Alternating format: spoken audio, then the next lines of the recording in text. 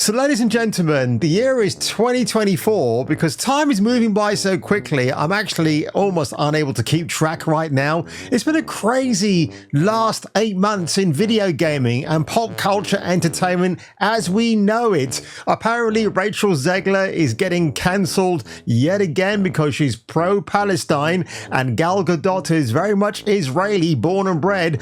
I said that in my video reaction for Snow White, didn't I? I actually hinted that that might become the scenario, and a few days later it's all over the internet. So Snow White, RIP, you were good while you were lasting.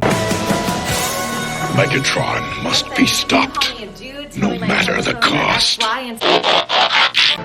Works for me.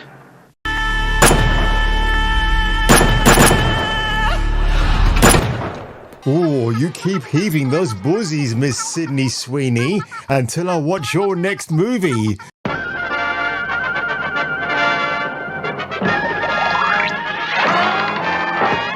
Flashing through the sky, he's a go-go guy.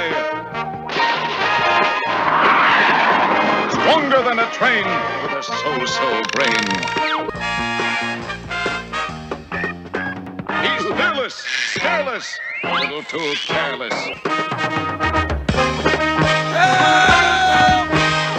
Help me! A beautiful pair of knockers. And unfortunately today, folks, some other news I've got to report. Some very, very sad news. Samar Abedian, abracadabra, that's exactly what she's done. Before we get to her yet again, and by the way, she's not the focus of today's video. I just wanted to read this other paragraph out for you. I might have done it yesterday, but honestly, I had such a ball with that video, I completely lost my senses. She's passionate about creativity, about cultural representation within entertainment media, and enjoys writing about games that value diversity and inclusivity. So good luck, Samar, playing GTA 5, because that game is filled with so much diversity your eyes will never stop watering. But here we go. When I called her abracadabra by mistake, well, that was not a Freudian slip. Go to LinkedIn right here and ta-da! The page does not exist. Guess what? She had to go into hiding, protective mode yet again. Don't know if she saw my video or maybe somebody tipped her off, but I think it's absolutely hilarious. So Samar, it was really nice knowing you. I think you're on Twitter, but if you are, you don't have many followers. And again, as pointed out by somebody else on Twitter X, you don't have much or no social media presence whatsoever. And of course, let's go back to the former company she worked at, Splendid Communications. EDI is DEI, as pointed out by one of my subscribers. Yes, it was an obvious oversight on my part. I don't know why I didn't see it. And actually, I've not been feeling that well recently, ladies and gentlemen. My joints are out of whack at the moment, so I can stand up and walk around the place, but if I sit down for a long period and I try to get up, I literally have to use all my strength just to get up. So I went to get a call back tonight from the medical centre in my area. The UK health service is absolute dog shit at the moment. Unless you've got a stab wound or you're dying, then that's deemed an emergency. But for someone like me, who's temporary immobile at the moment, I don't know what the future has in store for me. But all I'll say is this: if the future involves a busty young nurse, female, biological, coming to look after me and give me bed baths on a daily basis, then you know what? I'm looking forward to any disability I might actually have. But at this moment in time, I have no idea, folks. So what have I talked about on this channel regarding Sweet Baby Inc? Everything they touch turns to shit, and here's further proof of that courtesy of thatparkplace.com. Ahead of Star Wars Outlaws and Assassin's Creed Shadows releases, Ubisoft lays off 45 employees.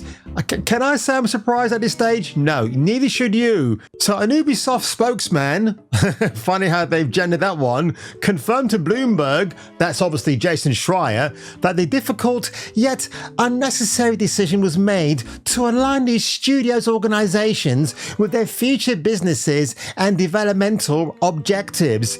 The layoffs reportedly hit the company's offices in San Francisco, or as I prefer to call it, San Transcisco, and Cary, North Carolina. Now you got to feel sorry for these people. There might be activists, there might be the unfortunate collateral damage that Ubisoft looks at and goes, yeah, you know what? It's time for you and you and you to go.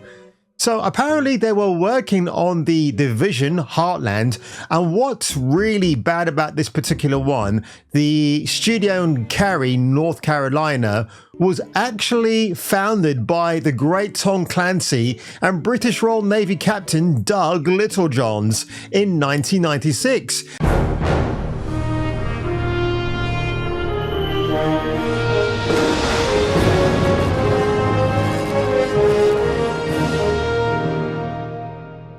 And created Rainbow Six in 1998. It was later acquired by Ubisoft in 2000. The studio has worked on Ghost Recon, Far Cry, The Division, Rocksmith, and Assassin's Creed Nexus. Ubisoft detailed in an earnings press release why they were scrapping The Division Heartland. In line with the increased selectivity of investment, in other words, where that DEI and ESG money is going to be redirected to, Ubisoft has decided to stop development on The Division Heartland and has redeployed resources to bigger opportunities such as X-Defiant and Rainbow Six. Now, if you look at X-Defiant, this apparently is what they call the Halo killer. Now, every first-person shooter that comes out is called the HK. And as we know, look, I think the greatest Halo game that they ever made was number 3, which might be getting the anniversary treatment at some point, but that's just a rumor at this moment in time, folks. As noted above, these layoffs come ahead of major releases for Ubisoft, and the studio is counting on making a big splash into the deep end. However, the games might not be making as big a splash as Ubisoft and investors might have hoped for. During a recent earnings call, Ubisoft CEO Yves Guillemot was asked by an investor from Bank of America, and that's a pretty big corporation if you ask me, if Ubisoft planned on delaying Star Wars Outlaws due to the negative feedback it was receiving regarding its NPC detection, because it's not even there, and graphics. Guillermo responded, and this is the typical corporate bullshit response I hate from people who don't like video games. They like money. They hate you, the customer, the consumer. So when you go out there on social media or you send in a personal letter saying, "Dear Mr. Guillemot, can we have a Splinter Cell game starring the great Michael Ironside?" What happens to that letter? Guillemot looks at his secretary, who then rips it up and throws it into the garbage compactor, and on with the rest of his day, he trods on, firing more employees from Ubisoft. So here's his boilerplate response. The game has gone gold, so the date is well confirmed for August the 13th. Oh yeah, you're right, well it's the 19th today. And as you mentioned, we'll be showcasing more content of a very high quality. In other words, you know the game is shit already. Multiple hours that will really show off the depths of the open world. That is key to the element of the promise to enjoy the exploration of the galaxy with multiple planets. So that will bode well for the gamers, no? In terms of high quality delivery. If I was that guy from the Bank of America, I would say, but Mr. Guillemot, you didn't answer my question. We are investing money in your company, sir. So what is the real truth? You want answers! I want the truth! You can't handle handle the truth. The company's CFO, Frederic Duget, also added, "We said also for Star Wars, the level of quality, the world, the experience, it's really very high. We are really leveraging our engine," you mean hemorrhaging, "and I think people will love it." Frederic Duget, you are out of your deluded mind. Oh my, and look at that. You got to give that part play some credit. This is the high quality experience that you should be expecting from Star Wars Outlaws. That is such an uncanny resemblance to Humbly Gonzalez. I mean, if you compare this picture to the hobo on the streets where I live, my God, I mean, you really can't spot the difference. Barclays' Nick Dempsey also questions the sales estimates the company was projecting, given the pending release of Star Wars Outlaws. He asked, "When I look at the guidance for Q2, and that's quarter two, and if I assume something similar for the back catalogue of Q2 as Q1, kind of getting to 200 to 230 million euro, that sort of range. For the new release Star Wars Outlaws, when I look at the $70 price, and then assuming what you might get from it, I'm getting around 5 million units, something in that sort of bracket. First of all, where could I be going wrong with that thinking? Secondly, are you just being pretty conservative in your guidance? Because I guess, given the interest in that game, we might have thought it would be more than 5 million units." I mean, Nick Dempsey is on the ball. This guy's a money analyst. Yves Guillemot is not. He's a con artist. He's also an alleged predator as well. Guillermo responded to this question: "We can't comment on the very numbers you are quoting, but rest assured, we have factored in a strong launch for Star Wars Outlaws that reflects the fact that it's among the most awaited games of the century." I know I'm kind of misleading you here, reader, and it's really, really strong, just like diarrhea. Honestly, this is absolutely hilarious. And what are Ubisoft doing to damage control the fact they still want a positive word of mouth regarding Star Wars Outlaws?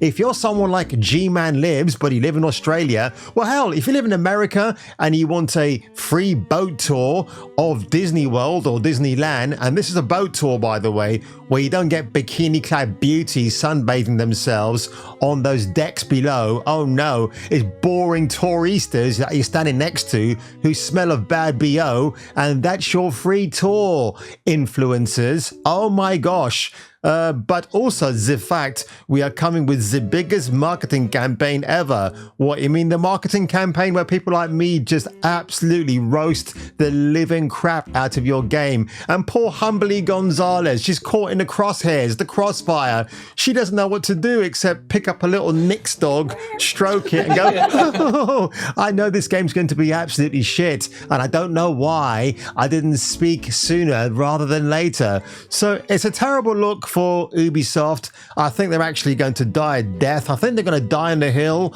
of woke video gaming. They absolutely deserve it. The 45 people have been laid off so far, and there's more to come. It's the Sweet Baby Ink effect, folks. That's what it's all about. They come in, they get their finder's fee, and they move on to the next IP to destroy. But I do suspect that these 45 employees have already circulated their resumes around town to other various gaming outlets who might take them on. But honestly, when you look online, folks, there's not a day that goes by when I see a brand new video popping up about the future of video gaming. It's dying. What are we going to do? And again, this only applies to Western AAA video gaming. If you look at Japan, South Korea, China, it pains me to bring China into it because, again, people say they're not a communist country, but they're run by the CCP, who are a terrible organization. So yes, there is still a communistic ideology over China, despite the fact when you look online, it says that they have nothing to do with that kind of political discourse. But on that one, ladies and gentlemen, if you enjoyed today's video, leave a like below, smash that like button, hit the subscribe button, and if I were you, and if you were me, you might want to come back for the next video.